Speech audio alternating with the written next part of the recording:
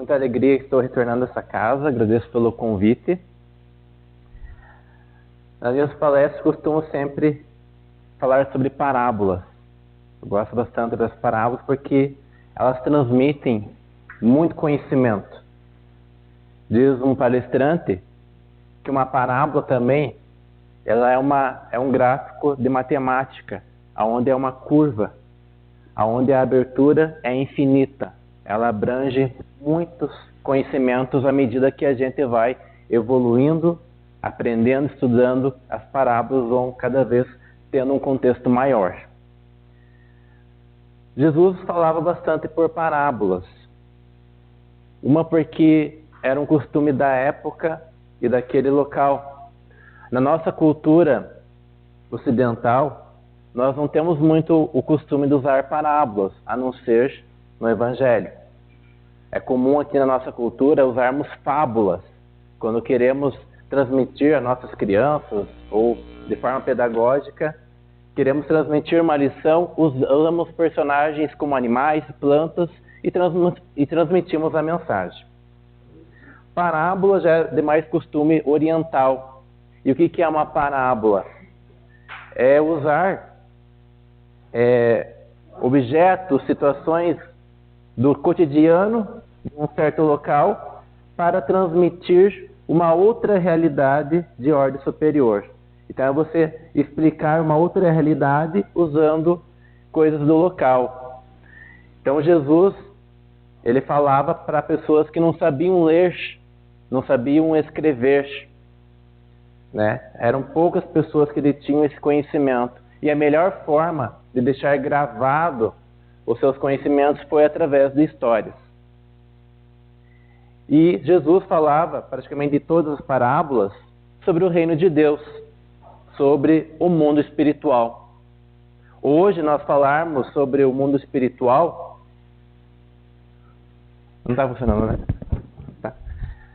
Hoje, para nós falar sobre o mundo espiritual, é fácil, tendo os livros, a coleção de Chico Xavier, onde tem a coleção de André Luiz, onde ele conta detalhadamente como é o plano espiritual. Jesus precisou utilizar de parábolas, usando recursos daquela época.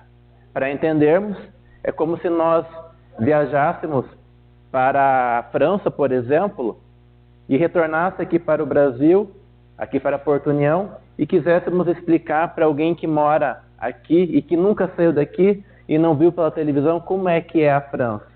Aí ele vai explicar, a França é assim, parecido com tal coisa aqui em Porto União. Então ele vai usar coisas daqui para explicar o que ele viu lá. E assim Jesus fazia. Sem muita delonga, também é importante ver que numa parábola existem elementos da história. A história, num contexto geral, traz uma realidade de ordem superior. E também, cada elemento da parábola, da história, também tem um significado. E a gente vai estudar junto isso e com a ajuda do Evangelho segundo o Espiritismo, nós vamos interpretá-la. Então, com as minhas palavras, então a parábola consta no capítulo 20, os trabalhadores da última hora. Essa parábola também é conhecida também como os trabalhadores da vinha. Então, Jesus falando sobre o reino de Deus, falou que o reino de Deus se assemelhava a um pai de família dono de uma grande vinha. E para essa grande vinha, tinha muito trabalho, muitas tarefas a serem feitas. E o dono da vinha precisava de muitos trabalhadores. Então, já na primeira hora do dia, o dono da vinha já foi à procura de trabalhadores. Saiu nas ruas e encontrou pessoas e convidou elas para o trabalho. Muitos aceitaram o convite e foram. E ele prometeu pagar um denário, ou seja, prometeu pagar um salário pelo dia de serviço. Passou-se mais um tempo, adequando o horário para o nosso. Então ele saiu às 6 horas da manhã e agora novamente saiu às 9 horas da manhã, à procura de mais trabalhadores, porque a vinha precisava de mais trabalhadores. Saiu pelas ruas e encontrou outras pessoas e convidou para o trabalho, prometendo também pagar o salário justo, um denário. Alguns aceitaram o convite, outros não. E o dono da vinha saiu ao meio-dia, saiu às 3 horas, convidando o povo para trabalhar e prometendo o justo salário, que seria um denário. Chegou às 5 horas da tarde, faltando 1 hora para anoitecer, faltando a última hora do dia, porque fala a última hora do dia, né, contando o dia diurno, não a noite. Então, às 5 horas da tarde, saiu novamente à procura dos últimos trabalhadores, para os trabalhadores da última hora. E foi nas praças, nas ruas, e chamou a todos. E encontrou um grupo de pessoas que estavam ali paradas na praça.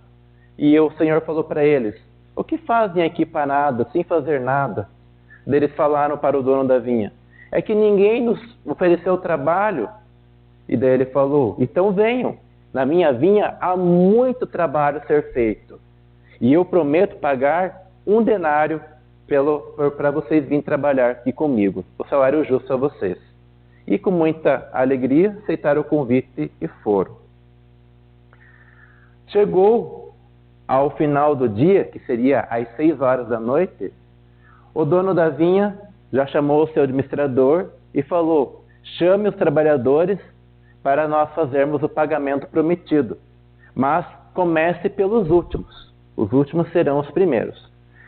Aqueles que chegaram às 5 horas da tarde foram receber o pagamento. E o Senhor pagou um salário, né? 1 denário. 1 denário é a mesma coisa que um salário. Os outros trabalhadores que chegaram antes, que chegaram às 3, chegaram ao meio-dia, às 9, às 6 da manhã, alguns deles começaram a se pensar: opa, se ele chegou na última hora e recebeu um salário, então será que nós vamos ganhar mais? Mas, para a surpresa deles, todos receberam ao mesmo salário que foi prometido. Até que um grupinho lá contestou o Senhor: mas, Senhor, não me parece justo.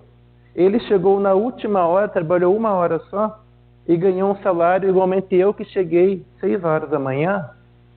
E o Senhor olhou para ele: não tem nada de injusto. Eu estou cumprindo com aquilo que eu prometi. Prometi que ele pagar no salário e paguei a você. Agora você está achando injusto eu ser bom com aqueles trabalhadores ali? Aí o Senhor ainda terminou o dia de trabalho e Jesus termina a história dizendo: então assim, os últimos serão os primeiros serão os últimos. Terminou com esta frase na parábola. E ainda terminou com outra frase: muitos são os chamados e poucos são os escolhidos. Então, o que nós podemos interpretar dessa parábola, dessa história? Primeiramente, entendermos que é uma realidade de ordem superior que Jesus tenta nos chamar a atenção. E outra, cada elemento da história a gente pode interpretar e trazer para o nosso dia a dia. Então vamos começar interpretando o mais fácil: o dono da vinha. O dono da vinha representa Deus. Também pode ser representado como Jesus, o governador do planeta Terra. E o que seria a vinha? A vinha representa o nosso planeta Terra, o nosso mundo, aonde existe muito trabalho para todos. Então Jesus, conduzindo a grande vinha, o grande planeta Terra, tem bastante trabalho a nos oferecer. E o que seria essa vinha? A vinha, ela produz vinho. Então existe a plantação de uvas, né, as videiras, o plantio, o cuidado, tem a colheita até chegar ao produto final, que é o vinho. Aí nós temos na parábola vários trabalhadores. Então a vinha, ela representa a transformação do nosso mundo. A transformação do nosso mundo de provas e expiações para um mundo de regeneração. Então nesse longo processo, que ele foi considerado na parábola como um dia de trabalho, todos nós fomos chamados em algum momento para trabalhar nesse planeta Terra, nesse processo de mudança que nós estamos passando. O planeta Terra, assim como os outros, como diz o livro dos Espíritos, temos 5 estágios de evolução. O primeiro chama-se mundo primitivo, ao qual nós, juntamente com a população terrena, já passamos por esse estágio. O segundo estágio de evolução chama-se mundo de provas e expiações, o qual a Terra está quase concluindo, está no seu final, passando já para o mundo de regeneração, ao qual nós estamos começando a adentrar. O mundo de regeneração é o mundo onde a gente vê um pouco mais a prevalência do bem acima do mal. A gente vê menos dor e sofrimento. Não significa que elas vão acabar, mas a gente vai aprender a lidar com elas com mais resignação. Vamos aprender a ser mais maduros. Vamos enfrentá-las com mais naturalidade. A dor vai deixar de ser sofrimento. Porque é inevitável sofrer, é inevitável sentir dor. Mas sofrer é uma coisa que a gente aprende a sofrer ou não. Você pode passar pela dor de 2 formas. Uma com resignação e a outra reclamando e aumentando aquele sofrimento. Então o mundo de regeneração é um mundo melhor, com menos sofrimento. Aí tem o mundo felizes, que é o 4º estágio, e o último que é celestes e divinos. Então, na parábola podemos dizer que a vinha, o trabalho que nós temos que realizar na vinha, é esse processo de evolução que a Terra está passando, que algumas religiões chamam de fim do mundo, outras chamam do juízo final. Nós, do Espiritismo, apenas dizemos que é uma transformação, uma evolução que o nosso planeta está passando. Para esse processo de evolução que a Terra está passando, que Jesus, o condutor da grande vinha, está conduzindo, chamou trabalhadores desde o início. Desde o tempo primitivo, Jesus já vem trabalhando na vinha, chamando os trabalhadores. Nós, talvez, já fomos convidados, assim como os trabalhadores da primeira hora. Quem são os trabalhadores da primeira hora? São aqueles que começaram a preparar o terreno, a arar a terra, preparar o solo para receber a semente. Quem foi eles? Podemos citar Moisés, que começou a ajudar a população a ter uma noção de civilização. Teve que inventar leis, regras para as pessoas viverem bem em sociedade. Teve os profetas que anunciaram a vinda da Boa Nova. Os filósofos da antiguidade que já prepararam o terreno para receber os próximos que trazeriam um conhecimento maior. E inúmeros que a gente pode citar, desde os povos mais antigos, como os egípcios, entre outros. Então eles já vieram preparar o terreno para receber as mudas de uva, podemos assim dizer. Quem veio depois, mais tarde, trazer a semente, plantar a árvore, veio o próprio dono da vinha, o próprio Jesus. Jesus veio plantar a boa nova. E junto com os apóstolos, cultivaram a árvore e assim plantaram por todo esse planeta. E tiveram a ajuda de outros que vieram depois, na 3ª, na 4ª hora do dia. Teve os pais das religiões, teve os mártires e tantos outros cientistas, filósofos, cada um na sua área veio contribuir para a evolução do nosso planeta até chegar a hora da colheita e a hora da produção do vinho. Podemos dizer que Moisés, ele foi o que ajudou mais no estágio do mundo primitivo, onde nos ensinou a sair do estado primitivo para nós vivermos em sociedade. Claro, com a ajuda de muitos outros. Depois veio Jesus, já dando continuidade para um mundo de provas e expiações, aonde ele tirou aquela ideia inicial que Moisés trouxe, que foi necessário para nos educar. Moisés trouxe que Deus é um só, mas ele era, de certa forma, vingativo. Tinha só os 10 mandamentos. Então eram poucos mandamentos, mas para serem seguidos à risca. Então ele começou educando a população.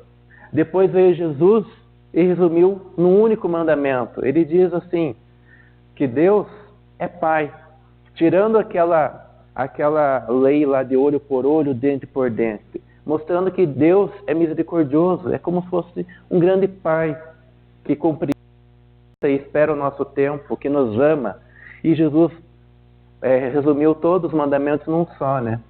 Amar a Deus e ao próximo como a si mesmo. A lei do amor resume todos os outros mandamentos.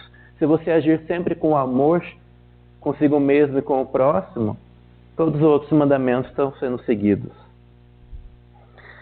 E daí, Jesus, quando deixou o plano físico, ele disse: eu vou, mas deixarei outro em meu lugar, e este ficará permanentemente conosco. Ele não anunciou que viria uma pessoa. Alguns interpretam que Jesus vai voltar, ou que vai vir um outro Messias. Na verdade, ele acabou anunciando o Consolador prometido, que hoje nós, com o conhecimento que temos, acreditamos ser a doutrina espírita, o conhecimento que o Espiritismo traz. Não a doutrina em si, mas o conhecimento que vem reforçar o que Jesus trouxe para nós. Jesus não pôde trazer toda a verdade, porque a verdade é como uma luz. Se ela for muito forte, os nossos olhos não conseguem enxergar. Então nós temos que nos acostumar aos poucos com a luz, indo do fraquinho até mais forte. É como se fosse, por exemplo, antigamente nós tínhamos nas nossas casas aquelas lâmpadas de 60 watts, aquelas amarelinhas, e nós vivíamos normalmente. Depois que inventaram a fluorescente, nós não conseguimos mais voltar para aquela luz amarela, porque nos acostumamos com a fluorescente. E depois veio a LED, e cada vez mais potente, e cada vez que nós acostumamos com a claridade, nós não conseguimos retornar a uma claridade menor.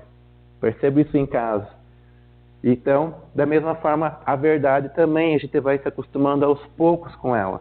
Se ela for revelada assim, a gente vai ficar cego, porque é muita informação, é muita luz para a nossa interioridade. Então, é aos poucos que a verdade está sendo revelada. Moisés revelou um pouco, Jesus ampliou bastante, e a doutrina espírita nada mais ela não veio trazer nenhuma novidade. A gente sabe que a mediunidade não é invenção da doutrina espírita, a reencarnação não é invenção da doutrina espírita, e muitas outras coisas. O que Allan Kardec fez? Apenas pegou o conhecimento que estava aí pelo mundo afora e sistematizou em estudo, em livros. Então ele colocou em ordem os conhecimentos que estavam espalhados nas mais diversas religiões, aos mais diversos filósofos. Aí com a ajuda da espiritualidade, ele conseguiu sistematizar, colocar em ordem, colocou em forma de estudo. Então, e algumas palavras foram adequadas, mas nada foi inventado. Então a doutrina espírita apenas vem reforçar os ensinamentos que Jesus trouxe e vem ampliar com detalhes. Aí veio toda a coletânea, de André Luiz, vem apenas detalhar tudo o que Jesus falou, que na época ele não conseguia, como ele ia explicar sem ter o preparo mental nosso, intelectual, para receber o conhecimento. E hoje, podemos dizer assim, que a doutrina espírita, ali quando ela chegou com Allan Kardec e outros, podemos dizer que ali foi feita a colheita das uvas. Todo o preparo de Moisés, de Jesus, dos profetas, dos cientistas, chegou à doutrina espírita como a colheita das uvas, o conhecimento sistematizado, o Evangelho como nosso modelo e guia a ser seguido. Isso aqui é o nosso manual. Meu pai sempre costuma dizer, esse é o nosso manual de conduta. Quem segue ele, com certeza será uma reencarnação muito produtiva, muito feliz. Então a colheita de uva chegou, veio todos os Leon Denis, veio Allan Kardec, e entre outros percussores, dentro de outras religiões também, desde a Madre Teresa de Calcutá, Irmã Dulce, entre outras, as mais diversas religiões, foram encarnando seres extraordinários ali, depois da época do Iluminismo, naquela época chamada Iluminismo, que, passada a Idade das Trevas, que teve ali na década de 1500, onde a gente teve um retrocesso aí na parte do momento da aquisição da igreja, e depois voltou a reencarnar cientistas, voltou a encarnar religiosos, pensadores, e chamou-se um período chamado de Renascimento, onde renasceu toda a questão religiosa, científica, e chegou até o momento da doutrina espírita. renascendo a religião, renascendo os conhecimentos científicos e filosóficos. Que a doutrina espírita é uma junção, né, de ciência, religião e filosofia. E a doutrina espírita veio e chegou o momento da última hora. Em algum momento das nossas encarnações passadas, nós nos encontrávamos perdidos nas ruas, nas praças do umbral das nossas vidas passadas, séculos anteriores. E perdidos, muitas vezes sem rumo, ou outros perdidos no rumo que escolheu, outros de nós ociosos, fomos convidados novamente para trabalhar na vinha do Senhor. Fomos chamados novamente, eles disseram: venham, está quase anoitecendo, está quase terminando o dia, mas ainda dá tempo.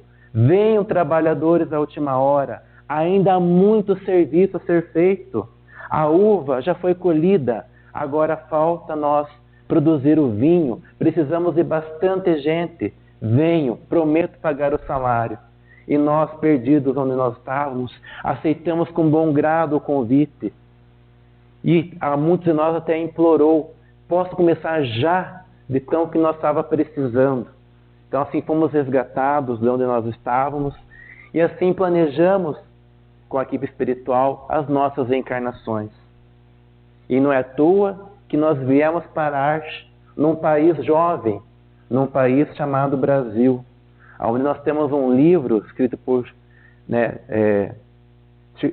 Humberto de Campos, psicografado por Chico Xavier, onde diz: Brasil, coração do mundo, pátria do Evangelho. Lá conta um pouquinho, é bom a gente ler esse livro, que conta um pouquinho da nossa história, porque lá conta onde estão os trabalhadores da última hora. Nós estávamos aí perdidos mundo afora e fomos convidados a reencarnar nesse país. Fomos convidados a recomeçar. E no livro Coração do Mundo, Pátria do Evangelho, diz lá que Jesus transplantou a árvore, transplantou a videira lá de onde estava para aqui, para o Brasil, em terras novas, e pegou os trabalhadores ociosos e trouxe aqui para trabalhar, para nós começar a produzir o vinho. Então nós todos já fomos chamados, e posso afirmar com toda certeza, se vocês estão aqui dentro, estão morando no Brasil, é porque aceitaram o convite de ser os trabalhadores da última hora. Todos nós encarnados no planeta nesse momento somos os trabalhadores da última hora. E principalmente nós, sendo espíritas, temos um papel um pouco maior, um compromisso maior, temos um chamamento maior. Então o fato de estar no Brasil já é um chamamento. O fato de ser espírita já é um chamamento. Um fato de eu ter dificuldades em minha vida também é um chamamento para o trabalho. E se eu não tenho muitas dificuldades na minha vida, é um sinal maior ainda. Você veio já com saúde para trabalhar em dobro por aqueles que não podem trabalhar tanto. Você está ali para ajudá-los. Então nós, trabalhadores da última hora, temos um papel fundamental, que no Evangelho, segundo o Espiritismo, traz já em seguida a parábola: a missão dos espíritas. Qual é a nossa missão? E essa missão não é só dos espíritas, a gente reforça porque nós temos um conhecimento um pouco mais abrangente. E quanto mais nos é dado, mais nos é cobrado. Mas essa missão é de todo o planeta Terra. A nossa missão é produzir o vinho. É tirar a essência da uva. Lembra como é que é feita antigamente a produção de vinho? Começa a sapatear em cima da uva ali. É um processo que tem que fazer esforço. E nesse processo também, não é dos mais bonitos, né? Então não nos assustemos com o quadro atual do nosso planeta. Não nos assustemos com a corrupção. Não nos assustemos com o escândalo. Não nos assustemos com as barbaridades que estamos vendo aqui afora. Nós, sendo cristãos, sendo espíritos, sabemos que temos que ter muita fé, temos que ter muita esperança e acreditar que o amor sempre estamos evoluindo. Não podemos ser uma pessoa que olha toda essa mudança e achar que parece que está perdido, parece que o mundo está regredindo. A gente escuta alguns comentários. Meu Deus, diz que os espíritos dizem que o mundo está evoluindo, mas para onde eu olho só vejo barbárie. Se eu começo a assistir um jornal dessas que parece que só traz notícia ruim, parece que cada dia coisas piores. Será mesmo que está evoluindo? Nós temos que ter certeza, está sim. Só que nós estamos bem nesse processo de produção do vinho, onde a gente vai esmagando as uvas, onde a gente tem que tirar aquelas uvas que não são tão boas, fazer aquele processo seletivo e espremer a uva até tirar a essência, que é o suco.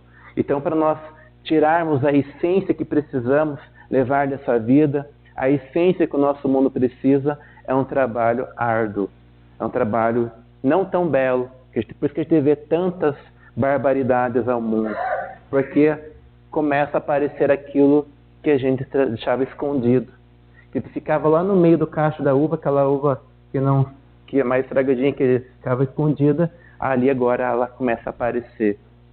Podemos também mostrar um outro exemplo. O mundo está passando por uma transformação, por uma reforma. É igual como quando a gente vai reformar a nossa casa. No momento que você idealiza um projeto, você sabe que a tua casa vai ficar melhor, vai ficar mais bonita, mais espaçosa, mais aconchegante. Mas esse processo não é dos melhores, porque você vai ter que arrastar móvel, tirar móvel, quebrar parede e vai virar sujeira. Então imagine você receber uma visita bem no meio da reforma da tua casa, uma visita inesperada. Tá? Daí a visita chega lá e você com a tua casa toda virada, imóvel para lá, e pó para cá, e tijolo para cá. Então nós é a mesma coisa. Nós chegamos no planeta Terra bem no meio da reforma. Então não nos assustemos com a aparente bagunça que nós estamos vendo. Isso só se chama reforma.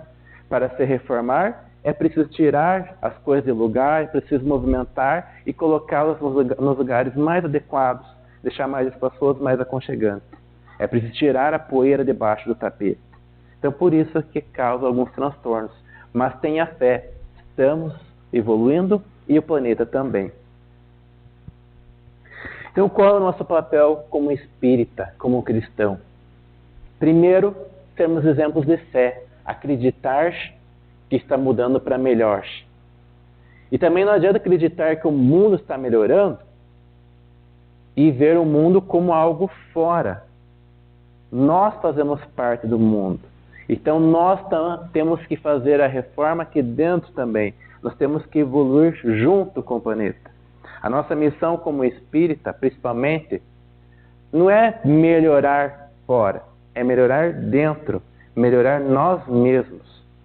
Muitos de nós pedimos para ter o conhecimento espírita, porque tivemos tantas encarnações que acabamos errando, que nós pedimos, eu quero ter o conhecimento espírita, para não errar. Eu quero estar lá encarnado no planeta Terra e eu quero ser relembrado do qual o principal objetivo de estar lá.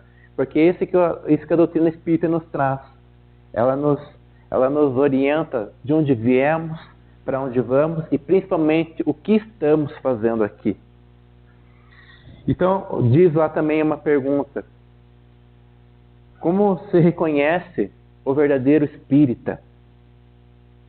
O verdadeiro espírita, ele não é um ser perfeito, não é um ser só feito de qualidades. O verdadeiro espírita não é um Chico Xavier, não um Divaldo, né? Um dia chegaremos lá. Mas o verdadeiro espírito se reconhece pelos esforços que ele faz para vencer a si mesmo, para superar as suas vicissitudes, as suas mazelas. Então, o verdadeiro espírito é aquele que diariamente está batalhando para se melhorar e, se puder, ajudar a melhorar a sua volta, melhorar o ambiente onde ele está. Não é um trabalho fácil.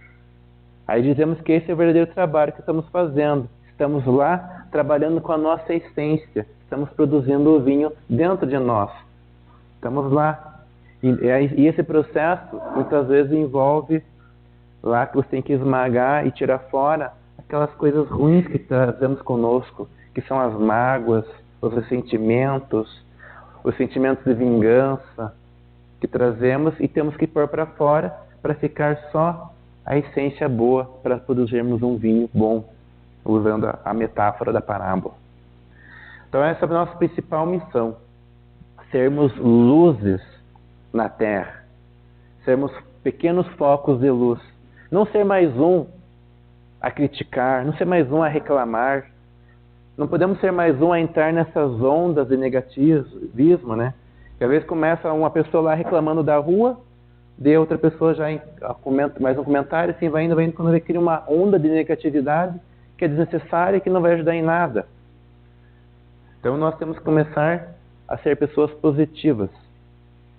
Tem outra metáfora que diz que nós temos que ser, né, que tem uma frase que diz, a Chico Xavier fala, deixe que brilhe a vossa luz. Todos nós temos luz e trevas dentro de nós. O que nos define é o lado que a gente escolhe agir. Então nós temos qualidades e defeitos, e nossas qualidades são pequenas luzes. Às vezes nossa luz não é tão forte, né, tão bonita como a de Chico Xavier, por exemplo, mas não precisa ter uma luz forte. O importante é você não esconder a sua luz.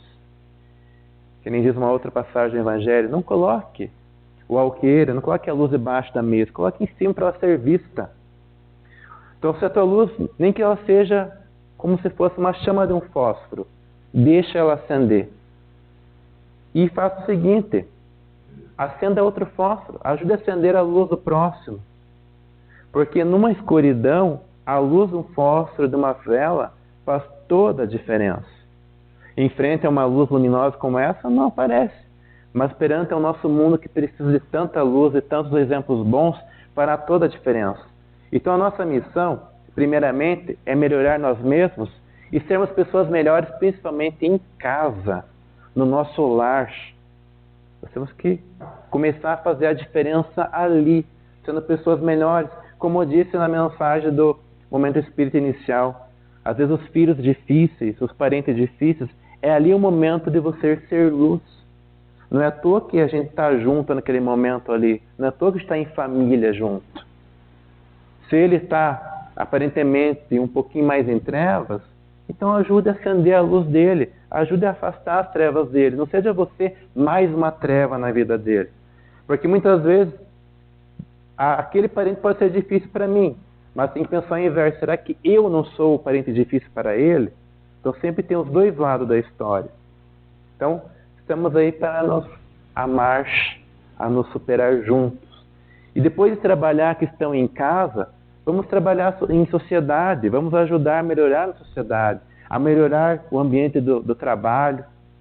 Se eu for lá trabalhar já reclamando, eu não gosto do meu serviço, aquele fulano é difícil, não está ajudando em nada. Seja uma pessoa positiva, ajude positivamente. Se algo está errado, contribua com uma opinião, mas não só com opinião, vá ali e contribua fazendo, com atitudes.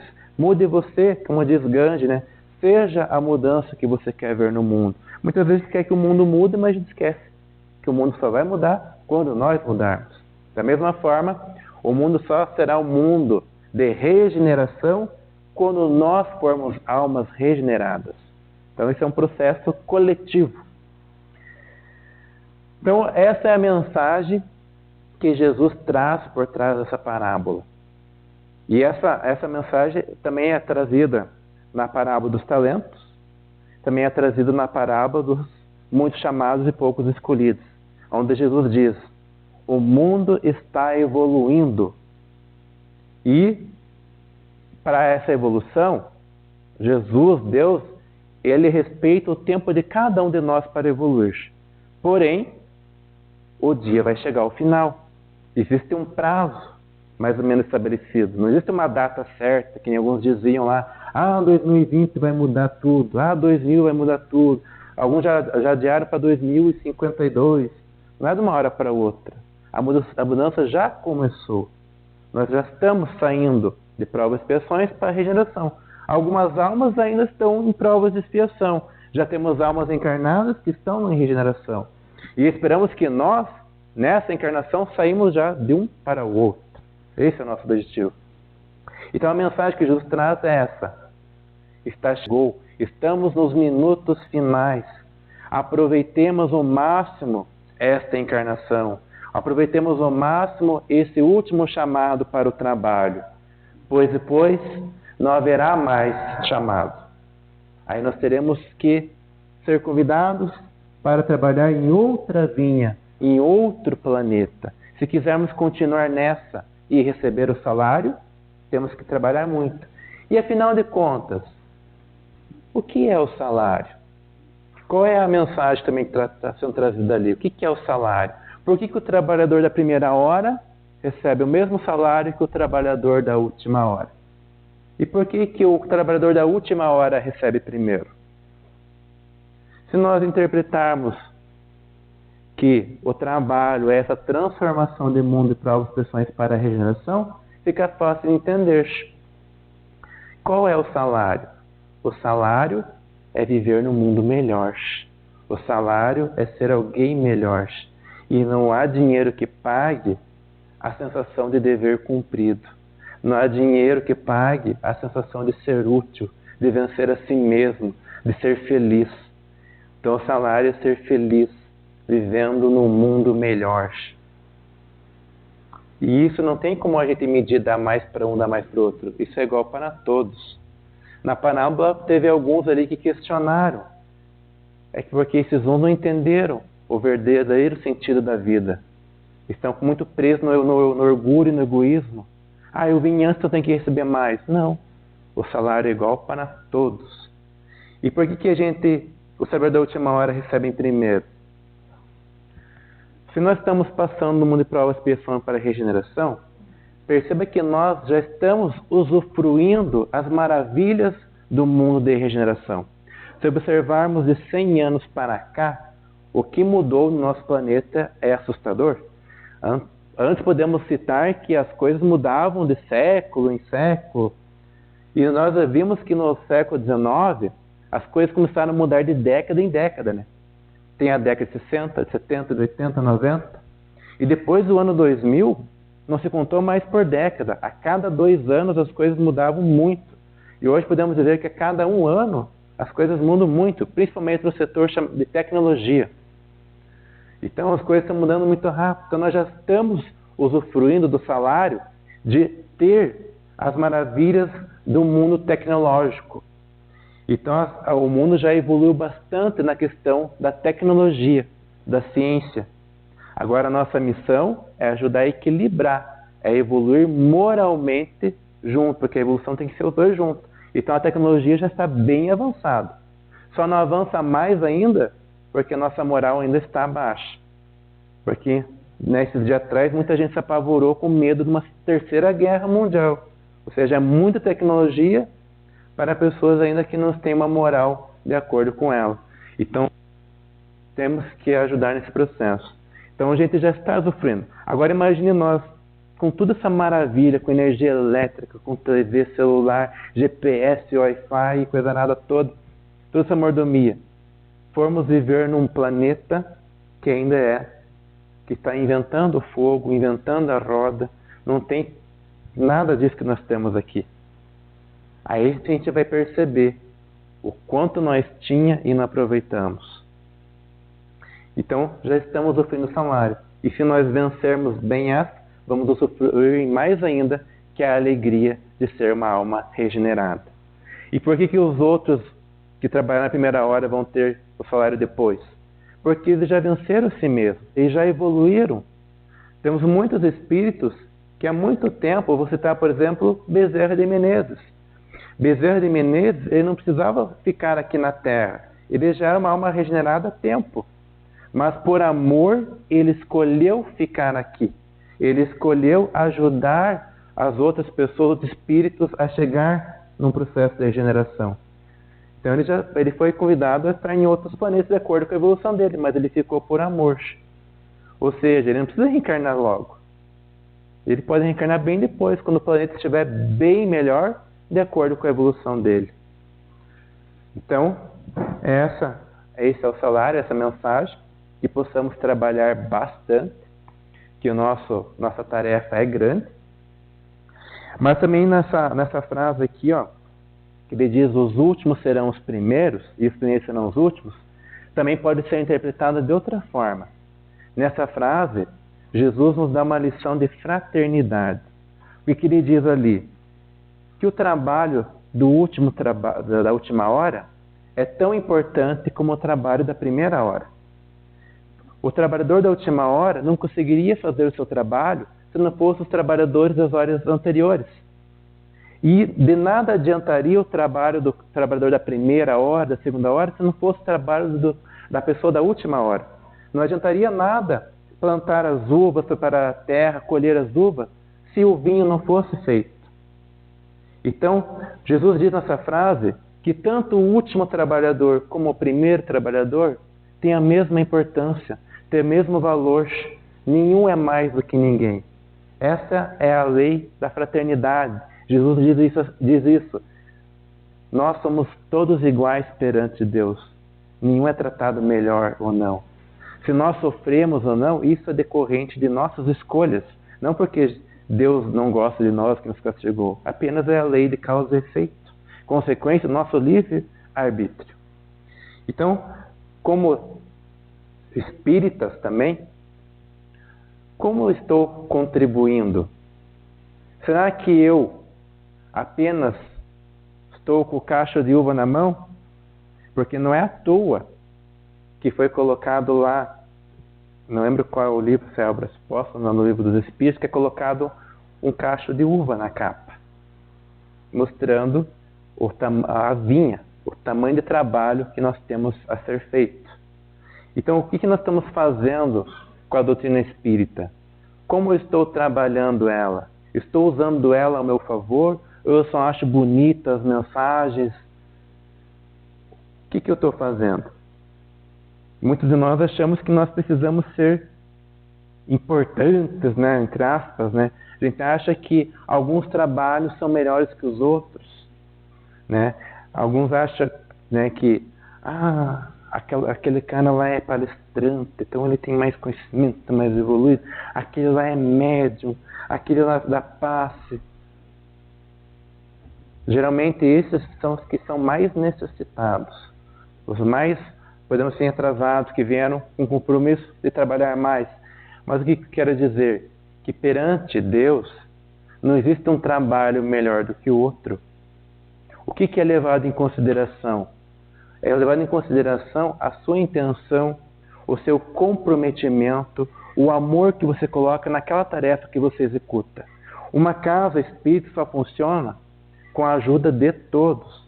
Uma casa espírita, não adianta ter um palestrante se não tem quem escute. Não adianta ter toda uma equipe se não tem todos os trabalhadores. É preciso que alguém abra a casa, é preciso que alguém cuide da biblioteca, é preciso que alguém limpe a casa, é preciso que alguém faça as atas, é preciso que alguém cuide da parte burocrática, financeira, é preciso que alguém coordene a reunião, alguém coordene o estudo, é preciso que tenha estudo. Então existem inúmeros trabalhos que a gente pode fazer e todos eles são cruciais, são importantíssimos. Como diz as orientações, o mediúnico muitas vezes é a última equipe a ser formada. Precisa estruturar toda a casa para que o mediúnico funcione bem, porque tem que ter a casa harmônica com toda a equipe. Então, todo trabalho é importante e alguém precisa fazer. Então, garanto que conversar aí com a coordenadoria da casa, tem muitas tarefas a serem feitas, ajude também. Que muitas vezes acaba somente um ou dois ou três fazendo muitas tarefas e essas tarefas podem ser divididas. E há muitas histórias que a gente ouve em palestras. Por exemplo, você está uma que tem uma pessoa que vivia fazendo palestra e que era médium da casa, e tinha uma pessoa que ficava lá no fundo da casa e só ouvia as palestras. No plano espiritual eles se encontraram.